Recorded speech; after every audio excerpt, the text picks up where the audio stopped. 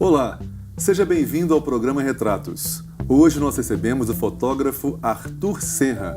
Mineiro de Belo Horizonte, ele superou a dificuldade de aprendizado na escola provocada pela dislexia, desenvolvendo uma fórmula muito pessoal para o entendimento da linguagem e enveredando com sucesso pelo caminho das artes.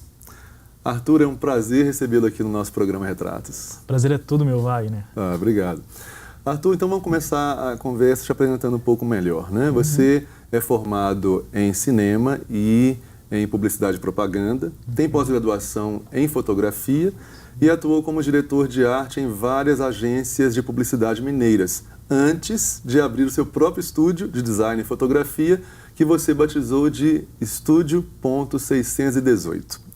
Agora, antes de você se tornar um profissional respeitado na sua área, você enfrentou várias dificuldades, especialmente na sua trajetória escolar, em função da dislexia, não é? Que dificultava o seu processo de aprendizagem. Então, eu queria que você começasse nos explicando o que é a dislexia, como e quando você foi identificado como dislexo e que sintomas que você apresentava na época. Sim, a dislexia é uma dificuldade de aprendizagem em alguma área. No meu caso, era dislexia de leitura.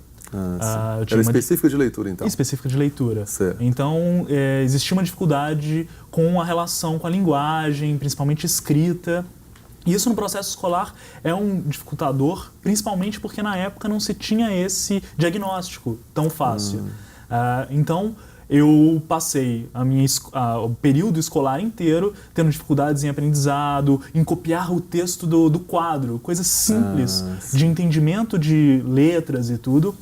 Isso me dificultou. Inclusive, na hora de escrever, a troca de letras é constante. Então, a gente sempre escreve errado, mesmo entendendo a técnica, a regra de escrita, ainda sai errado. Então, isso oprime, né, as pessoas que têm dislexia, porque você nunca vai escrever. Porque você se trava numa impossibilidade de escrever corretamente ou de entender melhor os textos. Além de dificuldade na leitura.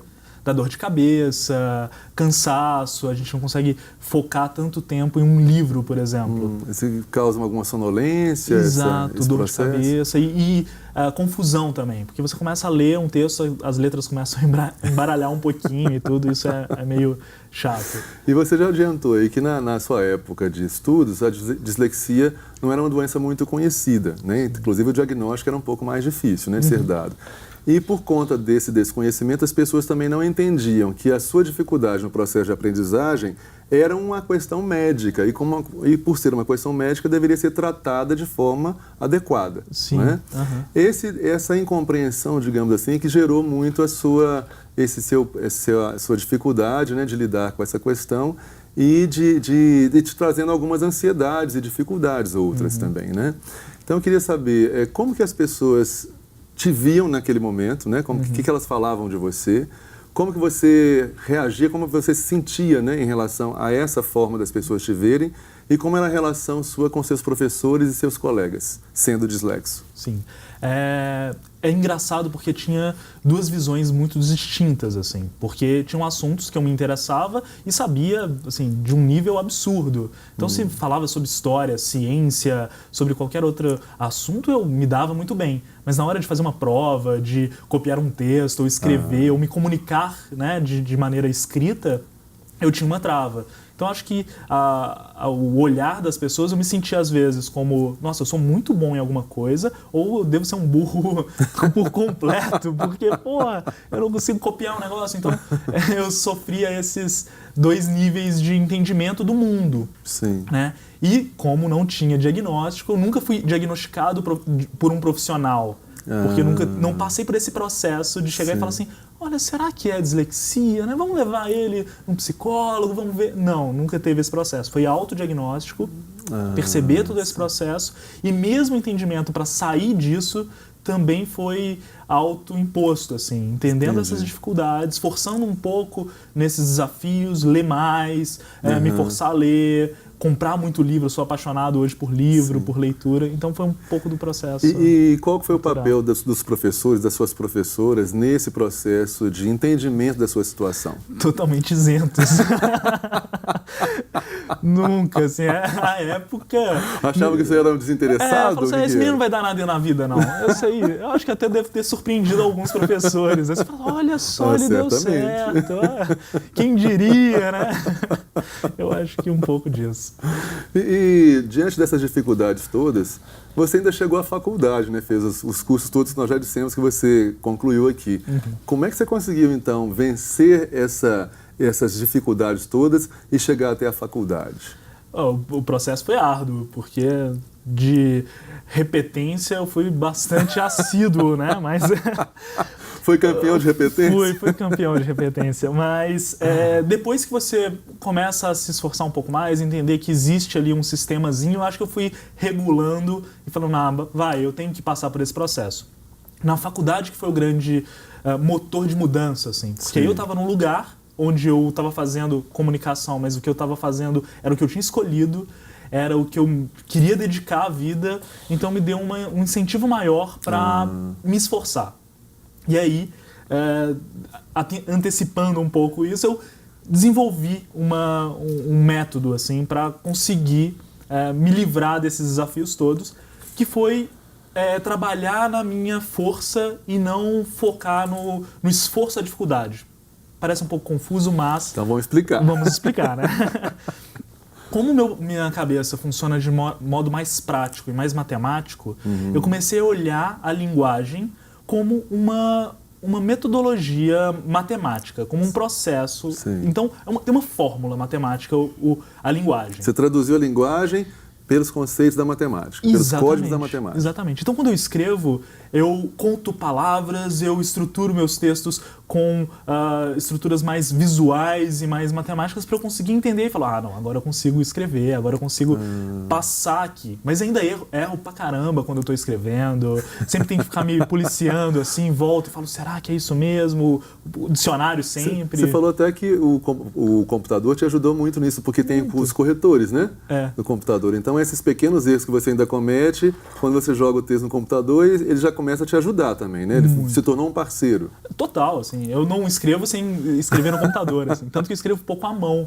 Sim. Todas as minhas escritas são computador. E aí já vai corrigindo. Já vai corrigindo e vai me solucionando. Mas essa fórmula, esse método que você encontrou, né, de trabalhar pela lógica matemática, né, a interpretação da linguagem, foi uma coisa que você desenvolveu pessoalmente, né? Não houve uma referência anterior ou algum profissional que te deu essa dica. Foi você buscando os seus próprios caminhos. Sim, é isso inclusive mesmo? Nem acho que possa ser um método válido, assim, funcionou pra outras comigo. pessoas. Funcionou comigo. Sim.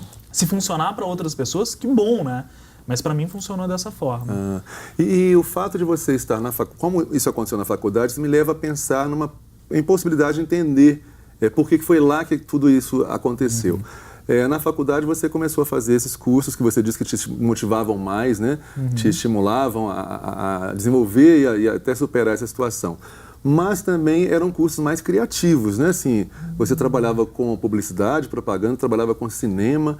Você acha que o estímulo à criatividade que esses cursos acabam promovendo, esse estímulo te ajudou a encontrar esses caminhos, a buscar novas fórmulas de resolver essa situação? É bem possível, porque a criatividade nos força a fazer o contrário do que o senso comum estabelece. É verdade. Então, você busca outros caminhos, outros caminhos, exato. Então, talvez seja Você desvendou o grande mistério aqui, que pode ter sido, sim, esse esforço à criatividade, essa lida com a criatividade, eu consegui encontrar um caminho fora o que já estava estabelecido para mim, que é você tem dificuldade de leitura, você não vai ler, você não vai escrever a vida inteira. E, por que não?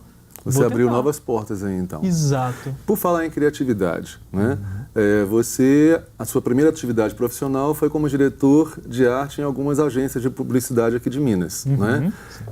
Queria que você falasse um pouco desse seu início, né, profissional, o que significou para você, que tipo de atividade você desenvolvia lá, né? E se tem algum trabalho nessa época que você tem um carinho especial por ele. Sim, foi interessante esse processo de começar a trabalhar em uma agência, a lida que porque dentro de publicidade, a gente tem milhares de áreas. Sim. E dentro da criação, a gente tem 2 áreas. Na faculdade, ainda, os professores falavam que eu tinha que ser redator.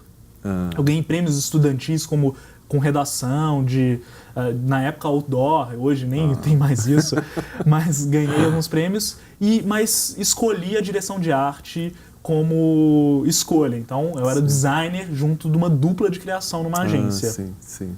Isso foi muito importante, porque eu troquei com pessoas muito boas nesse Isso é tempo. estimulante, né? É muito estimulante. Então, o processo criativo briefing chega com demanda do cliente, a gente tem que vender alguma coisa e quando a gente senta, eu e o redator, a gente desenvolve soluções criativas ali, ideias e tal, campanhas, tudo mais, dentro de um mote criativo. E teve algum trabalho assim que você destacaria nessa época? Eu acho que mais a relação com as pessoas, porque eu levo até hoje, assim, são amigos mesmo para a vida, as pessoas que eu convivi nessa época de agência e tudo. Eu sempre fui muito dedicado ao trabalho, então eu ficava horas, virei noites, várias noites. Quebrei recordes de tempo de trabalho em agência, 48 horas trabalhando sem dormir, coisas absurdas. E é bom assim. ter parceiros assim talentosos juntos, porque a gente vai, todo mundo impulsa, cada um incentiva e motiva o outro, né, a progredir, né, nessa escala, né? E a troca é constante, a gente vira uma grande família dentro de agência. Isso é muito bom. Maravilha. Meu querido, nós vamos interromper brevemente a nossa conversa para um intervalo, mas não saiam daí, que nós temos muitas histórias ainda para contar sobre a trajetória do Arthur Senra. A gente volta já já.